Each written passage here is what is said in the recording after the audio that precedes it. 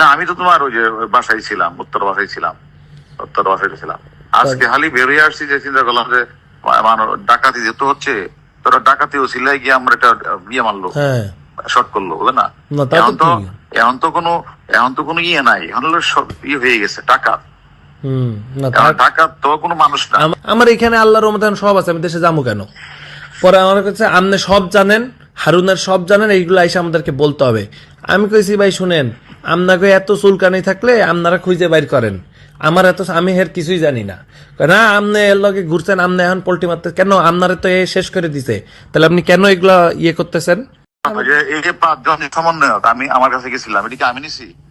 ভাই কিন্তু একটা কথা কই, সবাই বলতেছে যে এটা আমনি আজকে দেশের পরিস্থিতির জন্য আমনি দেয়, এটা জানেন?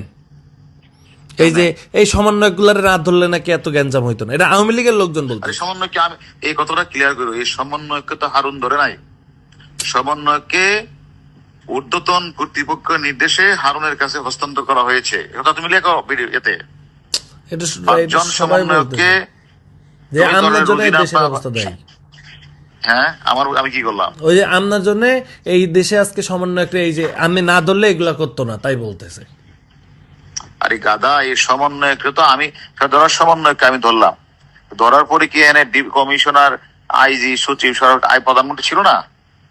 তা তো ছিল, সবাই তো জানতো না? জানতো তো অবশ্যই। তাহলে এই কথাটা আমাকে বলতেছো কেন?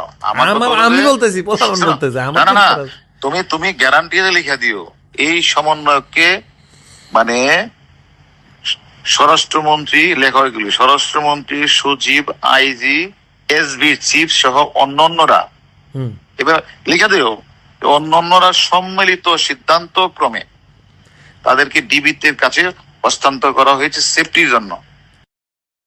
শোনো, আমি হারুন যদি একবার চট দিতাম তো ডিবির হারুন আমাদেরকে পিটাইছে করতো। আমি এদের সাথে ভালো ব্যবহার করছি, ওদের বাপ মাকে ডাইকে না আমার লোক ভাত খাওয়াইছি, ওদের না ভাত খাওয়াইছি, ওদের বাপ মাকে ভাত খাওয়াইছি। অর্থাৎ মানুষ আশ্বস্ত হওয়ার জন্য দেখো ডিবির হারুন কত ভালো বিহেভ করতেছে, এটার জন্য, আর কিছু না।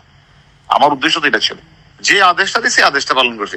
এবং কখনো কি 5 জন একবার বলছে বলো না যে গায়ে হাত দিছে, এটা বলে মারছে করে যাচ্ছে? কখনো কি নুরু বলছে হারুন মারছে? না, এটা প্রশ্নই আসে না। তুমি তো আমার চিনো। কয় কি যে হ্যাঁ আমার টাকা মারছে, আমি এখন এটা লই হেরে আমি এখন ধরমু। আমি যে আপনি ধরেন যান, অসুবিধা নেই। টাকা আমি কি তার দাল্লা বাবা দেখা হয়েছে? আমি কইছি আপনি ধরেন পারলে যান। টাকা নিলে তো তোমার দিয়ে তাই এগুলো তোমার কাছে দিছে, তাই না? আমার বালের লোক দেখা হয়েছে আমার আল্লাহ বেটা আমার কাছে দিছে, আমি তো নিয়ে আপনার দিছি। সেটা অন্য বিষয়ের কথা, ওর লোক আমার কোনো কথা হয়েছে না, ওর সাথে কথা একটা কথা মনে রাখো, আমি তো বাংলাদেশি আছি, তাই না? সেদিন গোলাম মোল্লা রনি বলছে না যে হারুনের বাপের ক্ষমতা আছে এই 5টা ছেলেকে নিয়ে আসা। তোমার প্রতি আমার বিনীত অনুরোধ, তুমি তো অনেক জায়গায় কথা বলো, যে কথাগুলি হইলে এগুলি বললো, একটু পয়েন্ট দিও, ঠিক আছে?